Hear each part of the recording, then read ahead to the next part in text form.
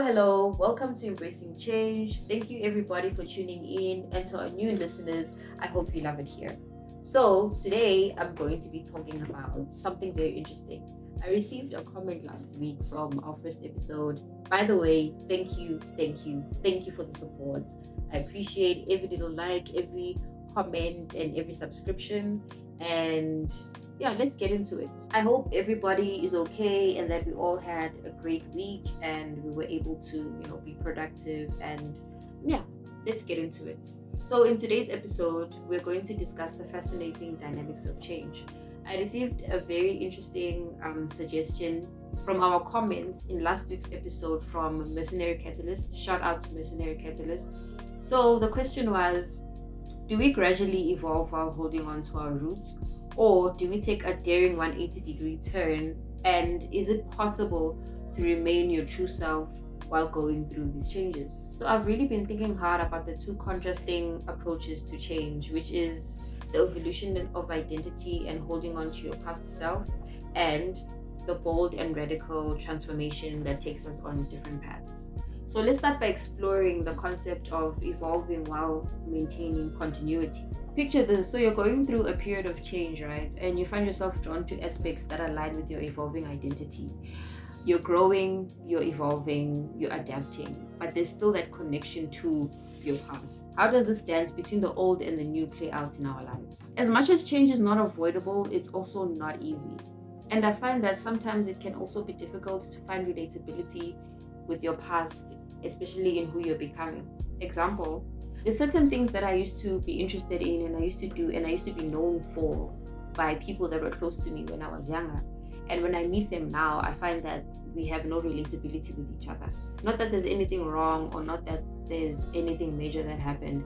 I'm simply a different person than who I was when I was 19 because my interests have shifted, And I frequently have these moments when I bump into people from my past and it's like, hey, Nick, okay, how are you? Oh, do you still like this and this and this? And I have to clarify that no, completely different era of my life now. And that has me thinking, have I completely changed? Is Nick completely a different person now to who she was 2 years ago? Or have I evolved into a different person? And what does this all mean? Have I lost my true self or have I evolved? And it's not an easy question to answer because it takes a lot of introspection as well. It's easy to come up with theories, it's easy to understand other people, but to look into yourself is a bit more difficult. So I find that sometimes I wonder as well, who am I? Who am I and what am I doing and what does this all mean in the bigger picture of things? And also, are the changes that I have now influenced by my present company? Are they influenced by the things that I consume? Are they really me, or is it just a certain phase in my life? And am I going to go back into who I was or who I used to be? So I did some research about that, and I was researching and I came across the term true self. So what is true self? True self is the essence of what makes you who you really are deep down and beyond the surface abilities. I think a lot of doubts about who we are comes from how we are perceived and from our experiences and expectations of us from other people. You know how as you grow up, you are seen as maybe the smart one or the sporty one or the creative one or the lazy one, like there's always a category that people box you into. And most of the time you find that you end up living according to that category, even subconsciously without even knowing. And when you grow up, that's when you now decide, okay, this is who I actually want to be, because now you actually figure out what you like, you actually figure out who is Nick, and you actually figure out what makes you happy, the passions that you pursue, the interests that you pursue, the people that interest you, the people that attract you. Those are all things that evolve and change as we grow older. So for me, when I thought about it really hard with the definition of what true self is, I think above everything, what makes you know that, okay, even as you're evolving and changing, you're still you, is the fact that you can still maintain the same morals and values that you had throughout your life. And that's not an easy thing to do because, as we discussed, a lot of things happen from the transition from high school to, like, some people go to tertiary, some people start working off band, and being an adult is not easy. So also it's easy as well to compromise your morals and values. But if you are someone of strong character and you can really have people around you who as well will check you, and you can also find a way to maintain your morals and values, I think then you can be able to maintain your true self, and trust that even as you're changing, you're still who you are, you're still who you want to be. Because honestly, there's nothing wrong with change. Change can be good and change can be bad. We have to acknowledge that. But at the same time, on this journey of self discovery, I feel like I'm understanding more that we have to know that certain things that you thought would happen, or certain things that you saw as black and white when you were younger, are not black and white when you're older. So there comes the challenge of, okay, cool, here I am, I'm living my life, and I'm interested in this, and I'm pursuing my passions and interests, and I'm trying out new avenues of my life. And sometimes I'm going to have to do things that are a bit compromising to who I used to be. But does that mean that I'm a totally different person? And I think another thing to consider when wondering if you should associate more on your new interest, or hold on to your past self, is considering what is serving you at the moment. It's easy to try and hold on to things in the past, even if they're not serving us, because human beings are sentimental people. And as much as change is inevitable, it's hard to accept. And most times, when new things are happening and you're entering new avenues of your life, you find yourself feeling very uncomfortable. And it's easy to go back to your comfort zone and try to, like, hold on to things that are not serving you anymore. So, the interests that you have now, as long as they're serving you and they are, like, helping you move forward and helping you grow as an individual, I don't think it should be a problem. I don't think it should be something that you overthink, or something that you feel like, oh, I'm losing who I am. Because think about it, like, how many times are you going to reinvent yourself in this journey of life? How many times are you going to learn something new about yourself? How many times are you going to become someone else that, like, you were not 5 years ago? And that's the beauty of life, that it is never ending, and it's a constant discovery of who you are. And I think that's a beautiful concept.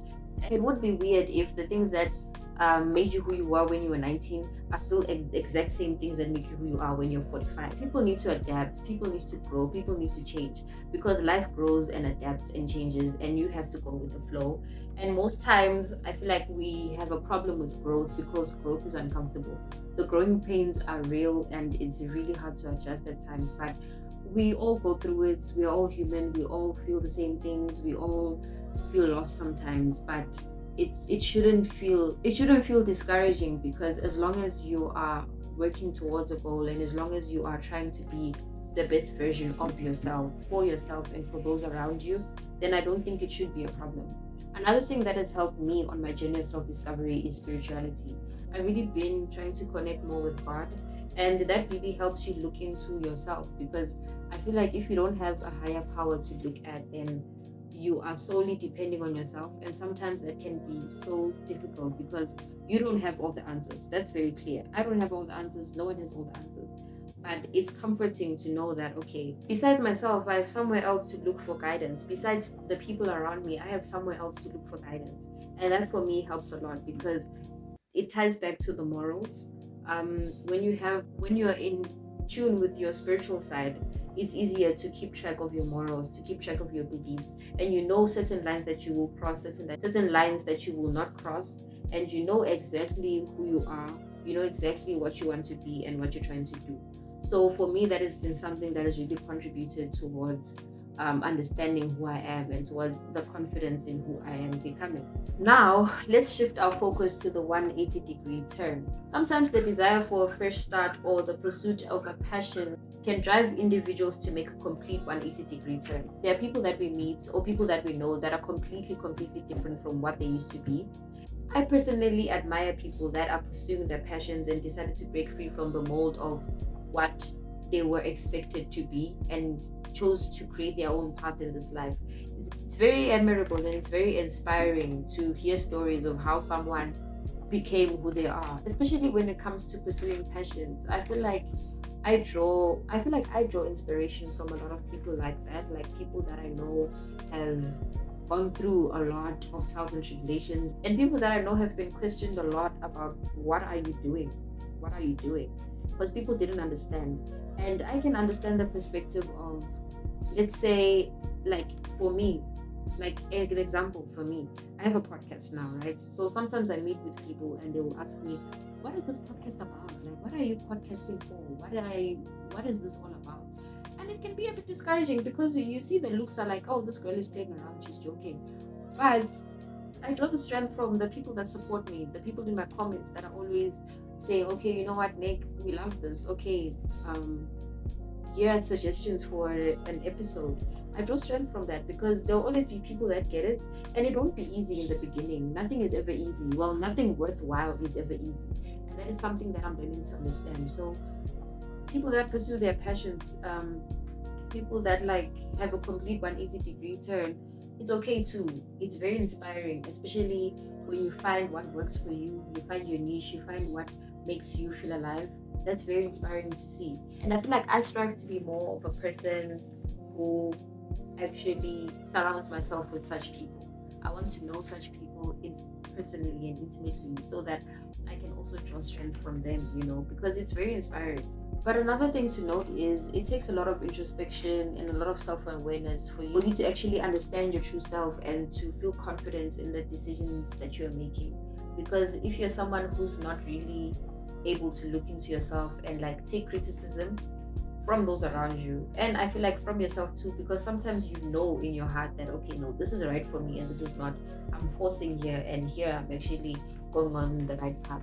It's a bit smoother when something is meant for you. You don't have to stress too much about it. You don't have to stress too much about it. You don't have to question yourself a lot. The doubts will come, man. The doubts are always going to come. But when something is really made for you, when that 180-degree turn is really, really engineered just for you, it won't be as difficult as everything else you've tried to do. I know stories of people who took a certain path in their life and it was so difficult and it was very hard to adjust. And they had to really look into themselves and figure out, okay, you know what do I like? What do I want to be? And how do I want to be perceived? And once they figured that out and once they tried out those new things and completely did a turnaround, they're happier now, living more comfortably, living more purposeful lives. And I feel like that's the whole point of it. I think everybody in life has a role to play somehow in society. And sometimes we can be people that inspire, people that create, people that build. Sometimes we use our minds, sometimes we use our hands, our skills. And you just have to figure out really what clicks with you. Yeah, you just have to find out really what clicks with you and go for it. I think one thing that really makes me go for it is the fact that I know that I only have one shot at this thing and I'm really going to not waste it. I really want to live a meaningful life, and I think we should all strive to do that. So yeah, these are my thoughts on the topic, and thank you so much for the engagement in the comments. Thank you so much for the support and the sharing on your Instagram stories. I really appreciate that, everybody. And yeah, that has been this episode. I think, yeah, that has been this episode. I hope you enjoyed this episode, and leave a comment about any thoughts or anything you would like to add on to what I've been saying, because I really, really enjoy reading your comments. And yes, thank you, everybody.